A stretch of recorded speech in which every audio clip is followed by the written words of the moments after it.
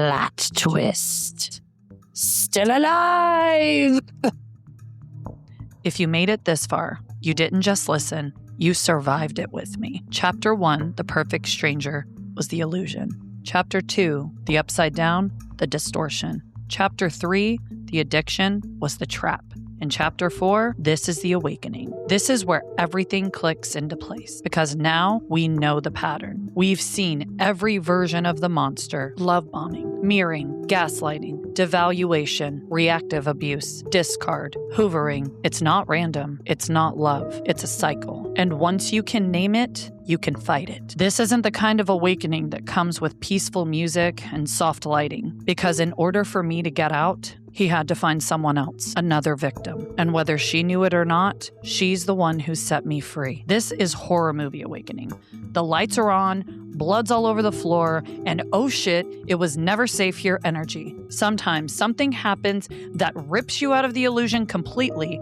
The kind of moment that doesn't just open your eyes, it haunts you. That's where this chapter begins. You've made it to the end of the franchise, the final chapter. And yes, dark humor is still included free of charge, because apparently surviving a psychological horror turns you into someone with trust issues and the supernatural ability to detect red flags from 3 zip codes away. Trigger warning, this content is for 18 up audiences only and includes discussions of psychological abuse, trauma bonding, coercion, recovery from abuse.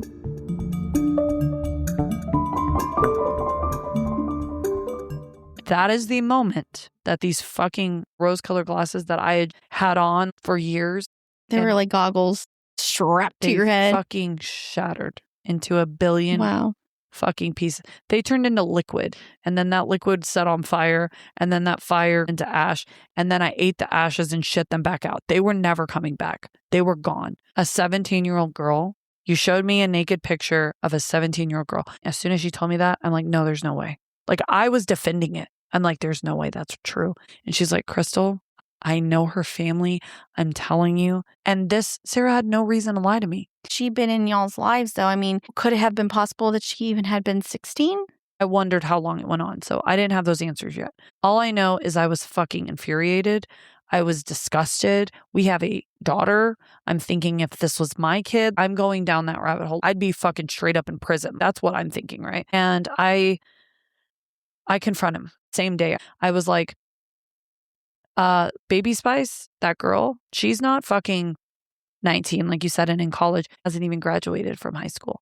And he's like, yeah, okay. And I'm like, no, seriously. I still have these text threads too, because the gaslighting that was happening in this fucking thing is unbelievable. You, at that moment, think he didn't know? Your mind said, well, if she is, that's news to me. She lied to me too, I guess. And I was like, stop fucking lying. You're caught. Stop fucking lying. You are disgusting. She is a teenage girl. You're a pedophile. Mm-hmm. I was going off. It was all via text. That was the key to setting me free. That is what I needed. He goes, wow, well, you're the psycho. You know more about her than I do. You stalker. And I was like, why can't you just fucking tell the truth for once in your fucking life? Just tell me the fucking truth. I said, you're a 33-year-old man fucking a teenager. And he was like, okay, I'll tell you the truth. And I'm like, okay. And he's like, I'm technically 32 still. That was the truth. And I said something else and he's like, Jesus. And I was on one. I was like, he sees you in your lies. I just wanted to make him admit it so badly. I wanted him to admit it. I needed him to admit it. And of course he did not. And he's like, well, I guess I'll need to ask her age now, but that's kind of embarrassing, don't you think? And just kept fucking with me about it. And so I said, I'm done with this shit. Your lies don't work on me. I'm fucking done. Don't let her watch my fucking kids. She's a teenage girl. I don't want your chaos and your crazy shit. I don't want anybody that you're fucking watching our kids on a whim. Like, I don't want them involved at all. And I stopped that conversation. And then I'm the cold one. I did not go back. There was not a time since I found that out that I went back to Warm ever again, that I ever was intimate with him ever again, that I ever did anything with him. He literally makes my skin crawl still to this day. So 2 days go by and I'm about to go to work. Sarah reaches out and she's like, hey, I just want to let you know, Baby Spice's mom reached out to me and she saw that I was a mutual friend with you on Facebook. She asked how I knew you because her daughter came to her and told her about a relationship she's having with X. What do you want me to do? I thought about it and I said, you can have her call me or text me. That's fine. And so I get a Facebook message and it's from Baby Spice's mom, and we'll call her Mama Spice. Mama Spice was like, I want to know about your ex-husband. And I just messaged her back and was like, honestly, there's nothing that I have to tell you that's going to be good. And so we made some time to talk, and she filled me in and basically told me that Baby Spice was, in fact, 17 up until a few weeks before, that she had come home and told her mom. She starts talking to me about sometimes she would babysit for our children, and she had met my 1-year-old son. Her mom had met my 1-year-old son. And I'm like, what the fuck do you mean? So there were these times that I had told him, don't have this girl watch the kids because I found it awkward, especially when he started having sex with her. I'd already told him not to have her watch him. Well, again, you had already even told him prior, stop bringing girls around my kids. Right. So to know that But now you disguised it as a babysitter. Right. And so to find out that my kid's with somebody I don't even know, and if there was an emergency, they wouldn't be calling me. I had no idea where my son was. He's just with some random girl. She had not graduated from high school yet. And according to her mom, he had talked her into graduating early, but she still walked the stage in May. So this is now March or April. And fucking shocked. And I tell her I saw a naked picture of her daughter. And it was on his phone on Snapchat. And even then I questioned him about her age. And this was in January. And she's like, I need to go to the police about this. And I didn't know all the laws or the rules about all this shit. I do know that 17 in Texas is the age of consent, which should really fucking be changed if I'm being honest. I got a bone to pick with you, Texas. But whatever. The fact that there was a photo of an underage girl is a federal thing. It's child pornography still. She said, if I go to the police, will you give them a statement? And I told her I needed to think about it. I wasn't sure. I needed to just think on some things. And she needed to let me know if she wanted to go to the police. Like, we both thought, should I go? Should I not? Like, and I literally took me less than 24 hours. All I thought was, this man, his life might be ruined by this, but I owe him nothing. I don't owe him loyalty. I kept thinking if this was my child, if I was his mom, and I heard the pain and desperation in her voice, and she was scared for her daughter. And I was just like, if I don't do this, I will be going against, once again, what I think is right. And I won't do that ever again for this person, ever again. And so within a 24-hour period, I let her know, actually after my shift, it was like early in the morning. I'm like, I'll give a statement. I'll help you with whatever you need. And so those next few weeks, her daughter said she was moving out. She was going to move with a friend. And then I warned her, I said, give it a few weeks or a month. She's going to be living with him, I promise you. And it's going to move really quickly, and they're probably going to end up married, because at that point, it all started clicking. I even remember Rudy telling me that X had called him and said, have you heard the rumor? I'm supposedly dating the babysitter. And it was like a joke, And so to me, it was just kind of like, are you trying to get ahead of the news? Or are you trying to And that's what I think happened with the mom. I think that Baby Spice went to Mama Spice because I had threatened to let her mom know. And they wanted to cut me off at the pass and tell their version of the story before I ever got to her. And he, in fact, a couple days later, messaged me. I literally start reading books on narcissism. I listened to an audiobook. I will put this on my blog. It's called Becoming the Narcissist's Worst Nightmare. It was life-changing for me. Because you shifted almost like totally away from even verbally talking to him. Yes, I would not talk to him on the phone at all. I only communicated through text. And at one point, I finally went to email because he was being too intrusive. He was calling me. He was doing all types of shit. So she takes Baby Spice's phone from her and she starts going through it. And though she had deleted a lot of the text, she would save her texts under notes. So like she'd delete the text threads, but she'd save them. These texts were fucking horrifying. They were from back in December, a lot of the dates. So again, this is several months before she turns 18. And one of the texts was about her babysitting, and it was his address, but she said, I'm babysitting for a woman that's getting divorced. Her name is Krystal. And she told her mom, I'm babysitting, and it was his RV. She was staying in his RV. Not really his. Actually, it was Mariah's RV. Yeah. Let's be real. Oh my gosh. So that was happening. And then there's another text in December. she's talking to a friend and she's just telling her, we had a conversation about all of his kinks and I was drunk. So she's 17, underage, talking about sex with a 32-year-old man. I'm paraphrasing all of this, but basically the text is saying, well, he told me that a lot of his kinks are because of his previous relationships. His first wife, she made him like group sex. And then his second wife, she actually was like very forceful. And every woman in his life has always made him feel like a piece of meat. And that he actually had to put a sexual assault charge out against his ex-wife that he has kids with. And I'm like, what the? There is no fucking legal evidence of anything because it didn't happen, number one. But also, I'm just like, now he's taking this lie and it just like he's creating an entire narrative. Yes. Yeah. And just like that was to get into a young girl's pants. To prey on a young girl. Yes. And all of those feelings I felt about Ginger Spice, his first wife, about the people in her home, all of that, now I was her. Now I was in her shoes with him making up these claims. He starts doing the flying monkeys thing. So during this time, it really reignited. He didn't really do a lot of the flying monkeys during the divorce because I was trying to just quietly get through it. Then I'm diagnosed, right?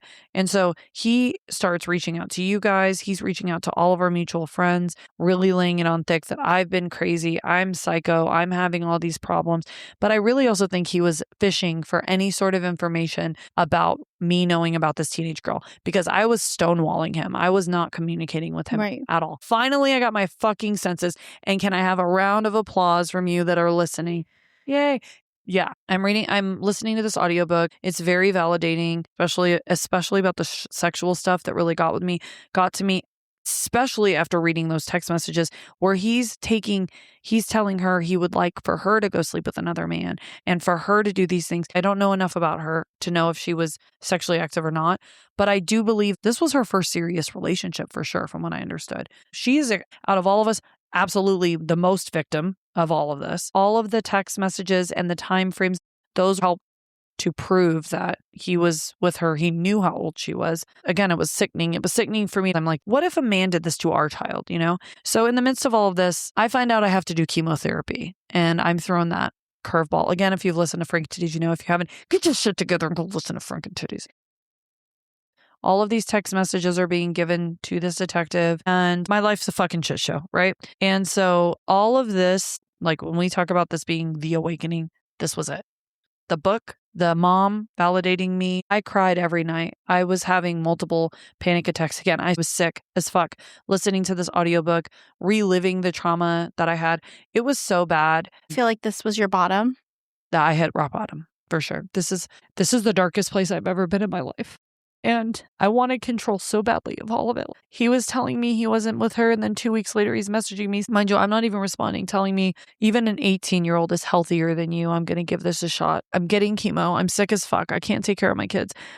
There's a fucking case open on my ex-husband. And I do think about the consequences for my kids. But I'm also like, what kind of person am I? And what kind of example am I setting if I don't back what's right, you know? And it was never about sticking it to him. It was about holding him accountable for what he was doing, which was being a fucking predator. But yeah, for sure. This was rock bottom. Like the trauma was like really fucked. That is what's really the most fucked up is like that was still a point of reference for sex. I felt so fucked up. Like what's wrong with me? But then when I read this book, someone else described that and I felt seen, I felt validated, and I think that's why I'm saying it now because it's fucking crazy. It's insane. And it made me sick that I still thought about him. And now there's no way. There's no way. But this goes on for months. I hit the rock bottom and then I find the acceptance portion of that, right? Like I can't control any of this. The case is going to happen or it's not. He's going to be with this girl and do what he does with this girl. I had no anger towards her at all. There were moments I was frustrated because she wholeheartedly believed everything he said, but I couldn't even be mad at her because I did too. I believed everything he told me about Ginger Spice.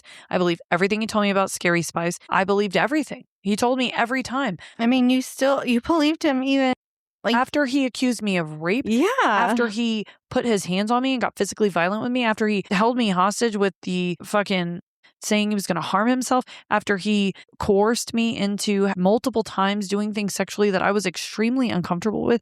And yes, I still believed him. And so how the fuck could I hold it against somebody who was 17 years old and had no life experience?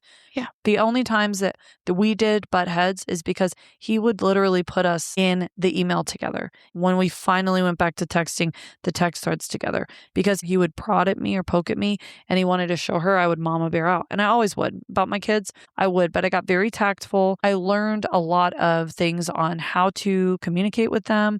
You don't apologize. You don't take responsibility. You keep it very short, factual. You do not react to what they're saying. Just a very matter-of-fact way. And what sucks is at the end of the book, I'm hoping I'm going to get to the end of this and I'm going to figure out how to ruin this fucker's life like he has mine. And that was the only thing missing from the book. Right. That's the only. No, it's not missing. The true way to become the narcissist's worst nightmare is to live a happy life. Just be happy. And I'm like, this is some bullshit. Like, I was so fucking mad. Yeah. I was angry for weeks. Like, there's got to be some hidden pages in here. This is bullshit. I need another book about anger and how do You're I, like, over years, how do I really fuck up his life? But it's true, because the less I communicated and the more I learned how to gray rock him, which is a method that I will put on my blog as well. There's the Jade method.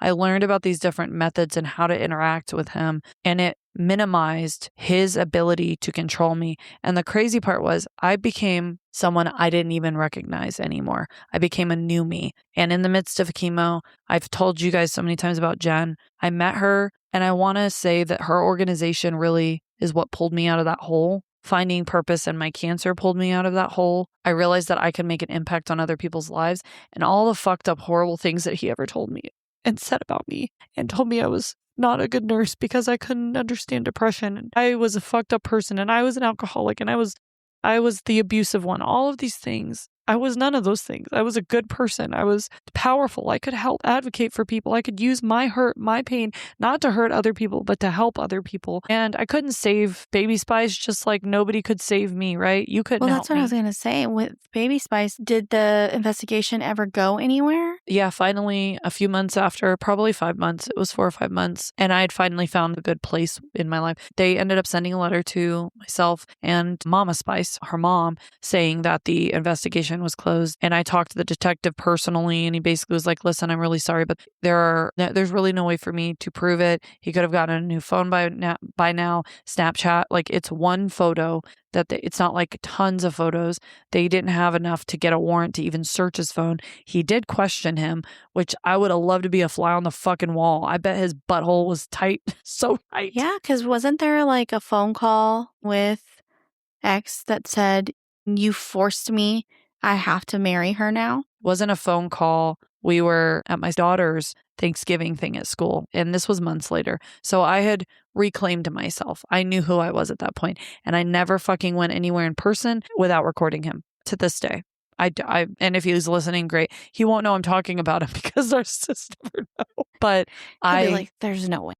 I recorded him, and he was throwing shade a little bit the whole time. I'm fucking wearing a wig. Like, I'm full throes of chemo at this point. And they're living together and all of that. And he's trying to say little things like, well, somebody had to call the cops on us. Somebody had an investigation out on us in front of the kids at the school. And I'm not feeding it, not saying a word, just like, okay, let me help you cut your turkey. And so then we go to leave. And let me just say, this is not an easy thing to do. It takes a lot of practice. My insides, I still, every time I see him, when I say I don't get afraid, everything inside of me is on fire now. And I realize that somewhere in my life, I learned to ignore those things. And when I say my fight or flight was broken, I think I forced my body to ignore that. I stopped. I feel like I'm so intuitive now because I finally stopped ignoring that. But I still get that with him to this day because I know exactly what he is, and I will never allow him anywhere near me again in any capacity, not even as a pretend friendship. I don't owe him shit. So as we were walking out of the school, I'm recording the entire thing. He brings up, I'm calling the cops again to me. And I said, listen, you had sex with a 17-year-old girl. Of course I called the cops, and I'd absolutely do it again. I'm not embarrassed. I don't care. You should be in trouble. That's wrong. If somebody did that to my daughter, it would be disgusting. I would never tolerate that. I don't know how the fuck you think that's okay. We're in the parking lot of the kids' school, right? And by the way, I have my son. He's only 2. He's with me though. while this is happening. I'm trying to walk to my car and he's following me to my car, just talking to me, talking shit to me, trying to get a reaction out of me. And who knows, he could have been recording me too, because I know that he definitely, any reaction he could get helped prove that I was the crazy one, that I was the problem. And I go to the car and I'm putting my son in the car and he starts just rattling off all of these things. I had found out they had gotten married. I said that to him. I said, look, y'all are married. You married a teenage girl. And he goes, well, I really didn't have a choice now, did I? And he also tried to tell me that she had lied to him about her age. I shut the door, I put the baby in the car, and I just looked at her and said, X. I start laughing because finally, like that fight or flight inside of me, that fire, it always eventually, the more I realize that I'm upsetting him by not reacting, it's like he powers me up. Like he's like, I'm charging my battery. And I'm like, all right, bitch, now I'm the Hulk, like it felt so liberating. I just looked at him and I was like doing my whole hand clap. I'm like, your lies don't work on me. I don't believe you. Yeah. I'm literally telling him this to his face. I felt so fucking good. I felt amazing. And he was pissed and I just pulled off. Yeah. And that was the nail in the coffin as well for Rudy and I. Not that we ever entertained it after he was trying to gaslight me. That was it for me, right? But for Rudy, it was like you were just joking about being with a quote unquote babysitter. He was fishing. He wasn't joking. Right. But to us, it was like, well, you just got married with to that girl. Like, well, and that's how laughable is that? That's everything, though. Look at all of that. Look at what happened with Ginger. Look at Mariah, the RV girl that he only went on one date with, right? But then he's living in her RV 6 months later. Right. That was his RV. Oh, no, now it's her RV. I will say this. There was a time when I was still in that dark space where I was researching all these things, trying to get as much as I could for this detective. And I reached out to several women that I knew he was with to warn them. I said, he is now with a 17-year-old girl. I outed him to 6 or 7 women that I found in his phone and then found online, because remember, I told you I looked at his phone. And again, I did the whole I'm going to warn these women thing. And believe it or not, I think about half of them actually responded and said, thank you for telling me this. The one that he worked with literally said, I know exactly what he is. I cannot be involved in this. She had some other family stuff. She's just like, I can't deal with this. And I was like, I understand. I respect that. I always liked you. Like, I wasn't mad. I never came at any of these women mad at them.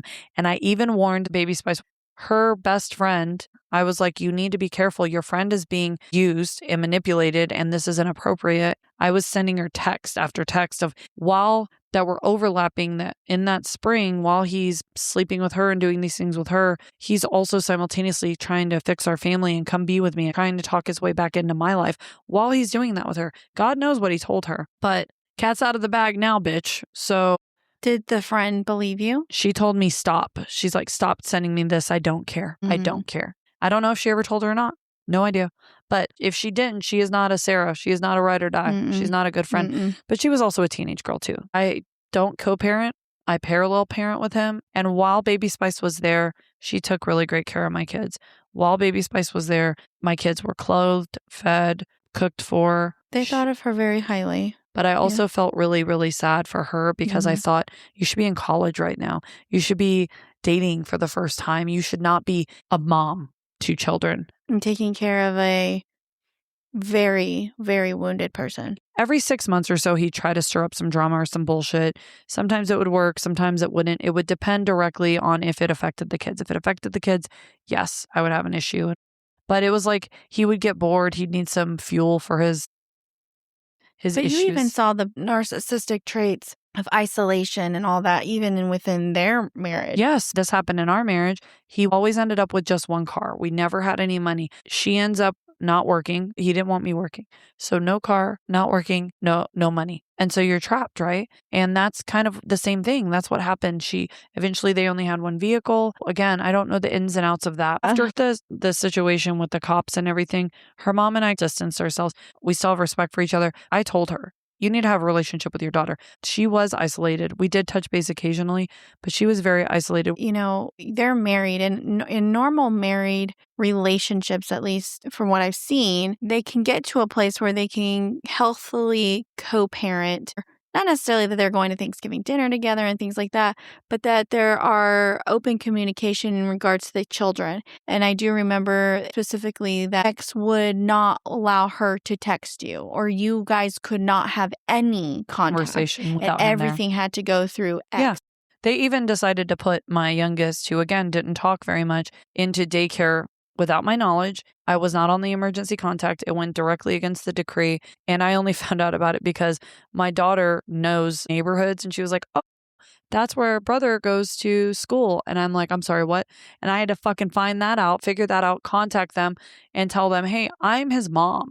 I'm his mom. Guess who was emergency contact? Baby Spice, not me. And then when I confront X once again gaslights me, tells me, oh yeah, like that's where he goes to school. No big deal. And so they took him out pretty quickly because I went, met the person, told her exactly what was going on, told her the truth, and then they pulled him out within a week. But, fast forward, they get in a crash. He breaks the same leg that he broke jumping out of the airplane. Mind you, that leg was also compared to my cancer diagnosis. And why are people raising money for you? Why do people feel sorry for you? Why do they want to help you? I broke my leg. I shattered my leg. My life is ruined. And this is worse than an amputation. Nobody supports me. Right. All of the things, way that right? they do you. Yeah. And so I get a call from his friend on the way back. We were driving back to Texas. We were going to Colorado. He is like, hey, X was just in a wreck. Now, when you say we were driving. My daughter and I, we Okay. took a mother-daughter trip. And at this point, I'm actually dating Drew. I did tell people that I was dating about X and the relationship dynamic because a lot of people look at my relationship with him and they're like, why can't you just get along with him? A lot of people looked at my cancer journey and they're like, all of this is too much baggage. It's baggage. You're damaged. Men would treat me that way. Drew was the person that didn't, and he's literally a fucking godsend. We may be flawed. We may have our issues, but he never questioned me. He never doubted any of this. He knows everything that I'm talking about. I did worry a little bit about putting this out because I don't want to ever have anyone judge him for being with me. But I think anyone that is compassionate would fucking listen to this and be like, wow, that must have been a really hard, like you're basically brainwashed in a relationship and that sucks. Yeah, because I can only imagine somebody feeling scared even entering into a relationship with you because they have the unknown of like, is it really that other person or is it possibly that they're the issue? And I knew how it sounded. And there's times I still feel petty, but long story short, they got into a wreck. Baby Spice's injuries were far worse. I did offer to keep the kids for several weeks while they recovered. They were in the hospital for like 2 weeks. She had broken both of her wrists and something was wrong with her neck. And so X asks me to bring the kids by so they could see him. And that was technically his time when he was supposed to keep them. And again, that was the only time I actually felt comfortable going a couple times to their home just to let the kids visit in that moment because my kids were asking. They wanted to see them. They were worried about both of them. They love Baby Spice. And their love, I never tried to interfere in that. They have the right to love their dad. They have the right to love whoever he's with. But going into that house, I still kind of just kept my wall up and it was for them. I was solely there for them to visit. My ex is sitting on the couch, sobbing. He has 2 friends, including the one that was Hannah Montana's boyfriend, sitting in the house, 2 men, not doing shit. He's sitting there sobbing with his foot up, telling me how horrible his life is, how he's going to have to get his leg cut off, blah, blah, blah, blah, blah, which he's been trying to do for over 2.5 years. And by the way, the car crash, it was fatal. The other guy died. So it was really severe, really serious. And I see her. She looks way worse than him. She's literally waiting on him. I brought donuts over just to like help give the kids food. And again, I'm trying to really just make my kids feel okay because they were very fucking scared about all this. I'll do anything for my kids, including fucking take donuts to their house occasionally. She was in like a neck brace or? She had a neck brace on and both of her wrists looked like she had surgery. I don't know, but she's standing up, walking around, basically fucking mummified and wrapped up in shit, waiting on him, giving him donuts, getting the kids food. And these fucking 2 guys are there, quote, supposed to be helping and not. So I keep the kids an extended period of time. But when I left, this is going to sound fucked up. I think out loud, I was just like, thanked God for not being in that relationship anymore. Because that would have been me. That would have been me. And while I thought that and I was almost like happy, I felt myself just smiling. Like, thank fucking God. And then the next thing, it was a wave of feeling so sad for her. Holy shit. She's like 20 years old and this is her life. And I knew, I just had a feeling eventually she wouldn't be there anymore. Sure enough, 4 years go by. She turns 21. She could buy her own alcohol and she's fucking outie 5,000. And I don't know exactly what happened in that either because, again, her mom and I, she really didn't talk to her mom because I think that she thought her mom and I were talking all the time. And that wasn't the case at all. We only spoke initially and then touched base occasionally, just say, how are you? But like genuinely in their lives, not necessarily to visit about Baby Spice. It was more just because you had how are you? literally formed we a bonded over genuine this trauma connection shit. as moms. Yeah. Yeah. And that being said, I knew that if it were me and I needed to have a relationship with my daughter, whoever else comes second. And so I believe her daughter came back around, I hope. And you encouraged that, yeah. Yeah, and I told her we need to just stop being friends at any point. That's fine with me. And so that's kind of what happened. And I respect that. I understand that. And I'm glad because you need your mom in that scenario. And so all I know is that she left because my kids came home and my daughter was 9 at that point. She had had this woman or it's hard for me to call her a woman, but not because there's anything wrong with her. This person there for 4 years. And my son from 1 to 5 had at her and they were heartbroken. They fucking cried. They were heartbroken. I had to pick up the pieces from that. And then sure enough, then a couple weeks of them telling me that she's gone. She left in the middle of the night, they said. She didn't even say goodbye, they said. So I'm like, what the fuck happened that made that happen? Because I've lived in those behind closed doors scenarios and I know exactly what he's capable of. God, I don't know, but I'm glad whatever it was, she got the fuck out. But I'm picking up the pieces. My daughter begged me to call. She wanted me to call Baby Spice, 6 months, crying, begging me. It broke my heart. And I just told her that was the point in which I realized I had to be honest with my kids somewhat and be like, listen, honey, she was very young and she shouldn't be in that position because their dad was telling them something different. Their dad was telling them, oh, she was always mean to you anyway, to my oldest daughter, and she was always putting you down anyway. My kids glowed. They talked about her all the time. They thought she was the bee's knees. And he even tried to call me, which again, I have all of this recorded. He calls me and he's telling me, so I think I want to move to Colorado out of nowhere. And I think I'm going to get an RV. And I'm thinking, oh, here we go. I was upset that my kids were heartbroken, but I was not upset with him wanting to leave the state. I was more upset that he was talking about trying to homeschool them and then just wanted to go right. You were willy-nilly. upset by this because you knew this was going to impact your kids. Right. And I'm like, you're not fucking taking my kids to live in an RV in some random ass place. It's not happening. And he's so up and down. So when she was gone, there started being more neglectful things happening. He wouldn't bathe the kids for 4 and 5 days. He would not dress them well. They'd look grungy and dirty. The dinners they were having, the things they're like eating ramen and hot dogs every night. And then on top of that, they're missing her. And he's telling them she wasn't treating y'all well anyway. Gaslighting Trying them. to paint another narrative about Baby Spice. And that pisses me off because they're children, you know? But from the research that I've done, people like this typically treat their kids that same way. And when they're young, they idolize the parent. And as they get older and become their own people, that's when it really shifts. And you see a change in that parent's parenting. But neither here nor there at this point. I just told my daughter she needs to guard her heart more. And then when he called me and told me all that, I told him, I've only ever heard good things about Baby Spice. That's none of my business what happened with y'all. I was so like matter of fact again. And he was trying to tell me things. He wanted to paint the narrative and I just shut him down. He's like, well, you know, she was really hard on our daughter. And I think this is healthier for her because she'll be in a place with a lot more love now. I said, well, honestly, that's on you. If you were allowing that to happen in your home. And he goes, well, I mean, she didn't abuse him or anything. And I said, I would hope not, because you should be protecting him of that. And all I can say is the kids only had nice things to say about Baby Spice. And I left it at that. I would not allow him to pull me in or even fucking give him the idea that I would entertain that shit. Like, cut off. Absolutely not. Like, I don't want to hear. I don't care. I don't care what you say because nothing you say is true. So that was hard to watch. I told my daughter to guard her heart and that she didn't have to fall in love with every person that came into her father's life. And I also knew that this would not be the last time. So of course he says, I'm never getting married again and I'm never going to be with anybody else. And he's dated a few people since. That happened a couple of years ago.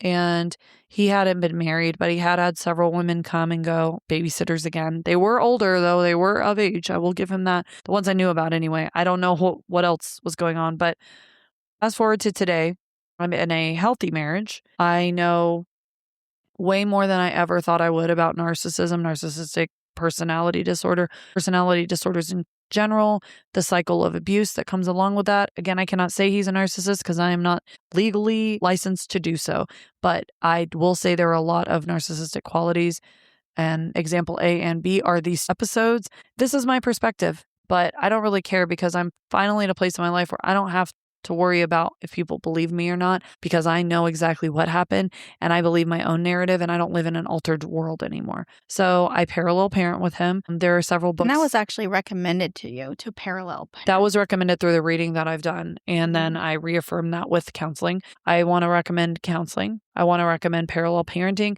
Which I had never heard of that. Yeah. You basically accept that you have no control of what happens over there. Short of the kids being harmed or neglected, you really don't communicate with them hardly at all. You don't plan anything together.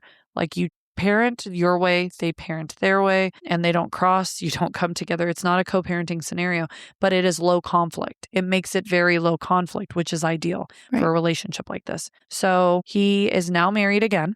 This is his 4th marriage. I don't know a lot about this person, but I can only hope that at some point she does get out. She does have children, and I hope that she's able to eventually see what it is and leave. But there's also that part of me that my children love her and they are already attached to her again. And I'm going to be the one that picks up the pieces when it doesn't work. But I never, ever blame a woman for leaving him because of how he is and how horrendous he is.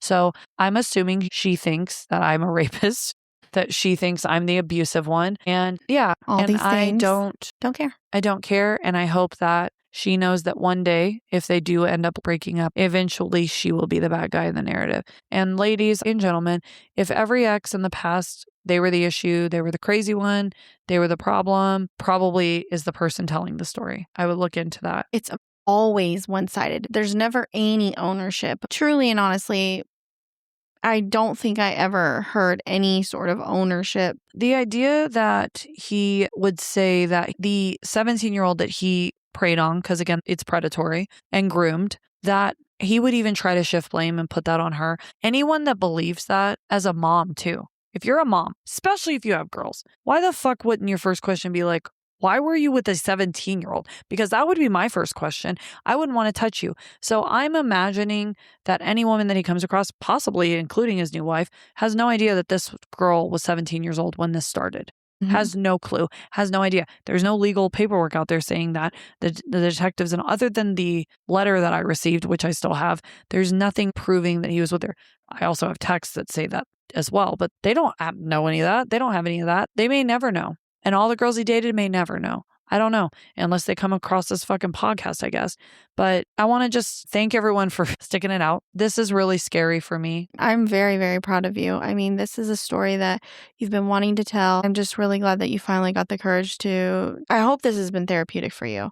And I hope that this also serves as your final story so that you don't ever have to tell. And anybody that even wants to know or anything, they could just re-listen to this podcast, because I could tell that even just talking through this has been therapeutic, healing, but you still sort of question too, of like, when is he going to be revealed? When is he going to be revealed by everybody and you can prevent anybody else ever falling victim of him again? Because you're such a caring person, I just feel like this is finally your final, like, let go. Yeah, I feel like that too. It doesn't have to be him, if that makes sense.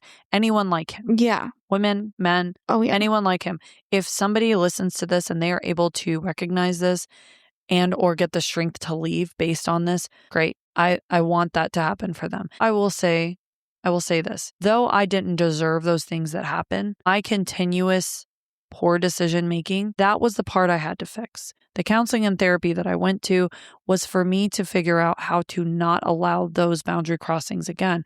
I am a work in progress. This year, I feel like discernment and boundary crossing has been the first time in my life I'm like becoming a master of it. I finally figured it out. I'm fucking 40 years old, guys. So like there is room for that growth, but I had to go to counseling, a lot of therapy. That internal voice that tells me I'm not good enough is always there. She will always be there. I hate that bitch. She's an asshole. And that idea that I had to push down that feeling and ignore that intuitive feeling. Don't ignore what your gut's telling you. Don't ignore the red flags. Don't ignore the yellow flags. When you're dating them, should not throw off alarm signals. And I know that there's this part of it, the butterflies and all that. That isn't really something you should be having. You should feel consistency. You should be confident in this person. Someone should earn your trust. It should not be just gifted to them. You are worth more than that. And if they are putting their hands on you, or they push you, and you do something that's reactive, because again, that's reactive abuse, and then you're physical, or you're violent, or you're screaming, or you're throwing fucking dirty diapers in the back of their truck, or whatever you're doing, get the fuck out. That is not a healthy relationship dynamic. That is not healthy for you. No, they're pulling the worst out of you instead of the best out of you. I know there was a lot of disappointment in some of the friendships that you did lose. I feel like there are two groups of people. I do believe there's some friendships that truly just left because they just couldn't handle the chaos anymore. But then the friends that really believed in all of the stories that he told and painted you out to be this person. Is there something you would tell the people friendships that you lost? And I wouldn't even say lost, because I think that you're comfortable and you're fine with that the outcome. Is there anything you would tell to this group of people versus this group of people? So the people that left because we were too much and we were chaotic, I understand. Like I said, when I talk about all this, it really shows how good of a friend you really are, because even the people that love you after a while, they're like, you're just doing this like over and over and you're putting yourself through this. And it's hard for them to watch somebody they love get hurt over and over and over. I've been in those positions myself. I completely understand. And I do not blame anyone for not being my friend in that regard. For the people that chose to believe X's lies and the things that he said about me that were so horrific, I have nothing to say, because honestly, if they could believe that I would do any of those things, they didn't know me to begin with, and they did me the favor of stepping out of my life. And I will say that two specific people, Hannah Montana and the other one that I told about the whole sexual, I did write them, and I did have conversations with one of them specifically, and I basically told them, I don't have room for people like you in my life anymore. I don't need to legitimize myself. If you want to believe this, that's fine. You don't need to be in the middle. I value the time that we did have together. It was a season, and good luck to you. But also, if you're still friends with him, good fucking luck. I guess that's what I say. Good luck. Is there anything that you want to say to the women, to the Spice Girls? I really, really, really want to zig. No. I want to apologize to Ginger Spice and Scary Spice. I believed the narrative hook, line, and sinker. I'm sorry for whatever pain that I caused either of them. I hold a lot of guilt to that still, because I know, especially with Ginger, I rubbed salt in her wound. I don't know if she's ever been validated from that relationship. And God, I mean, I don't know if she would ever listen to this, but I hope that you know, like, you are valid. And even to Baby Spice, I never held anything against you. Thank you for being so kind to my children. Thank you for loving them. I want you to be free, girl. Like, go to college, do all the things. This trauma will always stay with me. I can't escape it, but I do know how to manage it now. And as much as I hate to say that, I know that probably all of them, especially young people like her, that might be something that stays too. But I want all of them, including the newest wife, that I hope gets the courage to leave, and future wives, and not just for the Spice Girls, but anyone that can relate and have been in relationships where they have been treated in this way or had that cycle occur. I want you to know that this might be something that's always with you, and this trauma might always live inside of you, but it doesn't need to fucking define you. And the minute that you can find purpose in it and use your story to help somebody, it does not have to be like this on a podcast. I know I'm fucking wild and crazy. I got it. But it can be you have a friend that you're watching go through it. It can be I left this relationship and now I'm talking to my children about what abusive relationship looks like. And I'm making sure and ensuring they are never treated that way and they're not exposed to that. That is enough. So don't allow this to define you. The worst things about you and the worst decisions that you made are not who you are. You are so much more than that. I am so much more than all the bad choices and all of the fucked up things and all of the things that I'm ashamed of. I'm not anymore. Because all of those things led me to the person that I am now, and I'm fucking proud of who I am. And I will never, ever be in that position again. And I'm very proud of you. I think even through this relationship, I've learned a lot from you, from setting healthy boundaries through this relationship, but even just relationships with family and friends. I really look to you on asserting boundaries and being confident in creating that space to be okay with those decisions. Some people on the outside looking think, well, why would you do that? Like, family is this. I've had, why can't you just get along? Why can't you for a moment understand till you've been in my shoes and you've walked that walk and you've you've been in a relationship like this, you won't understand. And honestly, it's just like with my breast cancer diagnosis, I don't ever want anyone to have to understand what this feels like. Right. I think people need to know too, it's not for the lack of trying. Those boundaries were set not almost immediately. I think it's also trusting that those boundaries were set because he continued to be that person. So it's up to me to protect myself. I can't expect him to do it anymore because I've learned nothing then. And I think one more big thing I want to say, just because these things happen to you, a lot of people go, oh, I'm weak. I'm a weak person. They've preyed on me because I'm a victim. I'm weak. They look for bright lights. They look for strong people. They look for empathetic people. They look for smart, intelligent people. I think I'm a very strong person. I think I'm smart. I think I'm kind. I think I'm empathetic. I'm all of those things. Well, I think they literally target forgiving people. Absolutely. But I do think that there is a little bit to be said. And on top of just the victimization portion of it, how much better must it feel to break down a strong person with a bright light? The misconception too is people will say, I am a nice person. Learning that I can be nice, but I can also be assertive. Don't take my nice. Don't mistake my kindness for weakness. Correct. You know me. I'm not good with the. It's the Filipino. What are you going to do? The same. Filipino in you. But yeah. And I guess the last thing I would say, this is to X. You can't break me. You're never going to break me. I'm still fucking standing. Plot twist, bitch. I'm still alive. Thank you for making cancer seem a lot easier. I appreciate you. I feel like all the healing that you've had to do has created you to be a better wife and woman. I feel like you're a better version of yourself having gone through all of that. I think that I need to thank Drew also. Babe, I know you listen to my podcast and I drag you into doing them with me sometimes and I give you shit. Again, we're not perfect, but he has never tried to dim my light. He just he loves it. Like he loves my light. He's so proud of me. He never berates me, never tries to talk down to me. I have never been, sound like my ex, I've never been loved in this way. I've never had somebody love me for me. And even in doing this podcast, so many men would be so insecure to have their wife talk about sexual things and, worry about what that might look like and all of that. He's never once tried to filter me or make me do something that I didn't want to do. And he loves me in spite of knowing all of these things and accepts me. And most importantly, helps keep those solid boundaries with X as well. We're both like fucking stiff arm. No. And thank you for also teaching my children what a healthy relationship is and what a good parent, a good man looks like because they needed that. So yeah, and that's fucking all I have to say about that. Thank you, 32 fans. So if you have any questions, you're going to follow up with email at plottwiststillalive@gmail.com. Please check out our social media. Follow us for fuck's sake. Comment. Yeah, if you're literally listened to all of this, you owe me a follow. You know way more about me than most people do. Hey. So fucking follow me so we can be friends. On Facebook and Instagram, as well as TikTok. It's cringy. I know. I don't give a fuck. So is this whole podcast. If you have any questions or you're going through something like this and you need somebody to talk to or you need more resources, check out our blog, but you can also reach out to us via email or DM us in one of our social medias. So now you're going to go, all right, so let's end it the right way. All right, so let's end it the right way. And we're going to do a high five and our evil laughs. Still alive. Okay, no. See, you're just going to have to do it. And do the evil laugh.